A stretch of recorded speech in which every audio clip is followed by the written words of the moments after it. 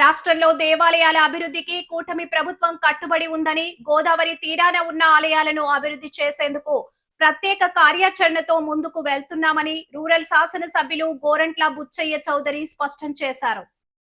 ధవళేశ్వరంలో వేంచేసి ఉన్న శ్రీ లక్ష్మీ జనార్దన ఆలయంలో గోదావరి పుష్కరాలు 2027లో భాగంగా సీజీఎఫ్ నిధులు ₹1,00,00,000తో ఆలయ రాజగోపురం అభివృద్ధి పనులకు శంకుస్థాపన కార్యక్రమంలో ఎమ్మెల్యే గోరంట్ల ముఖ్య అతిథిగా పాల్గొన్నారు.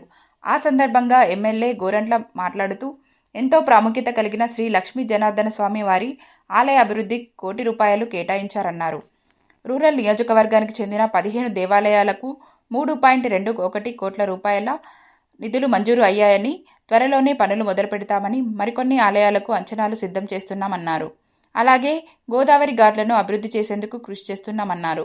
రాష్ట్ర కుమ్మరి శాలివాహన కార్పొరేషన్ డైరెక్టర్ పండూరి అప్పారావు, ఆలయ committee chairman Dasari Chinnaramana, Talarimurthy, Yadla Mahesh, Pannala Lakshmi Santoshi, MPDO Sunil Armstrong, RWS DE Srinivas, deputy MPDO Ammiraju, AE Sampath Kumar, ఆలయ ఈవో జోగి వెంకటేశ్వరరావు, నీలి కోటేశ్వరరావు, నల్ల రమేష్, పంచాయతీ కార్యదర్శి జి వెంకట్రావు, కింతాడ శివశంకర్, ఇళ్ల సురేష్, బి లక్ష్మణ్ తదితరులు పాల్గొన్నారు.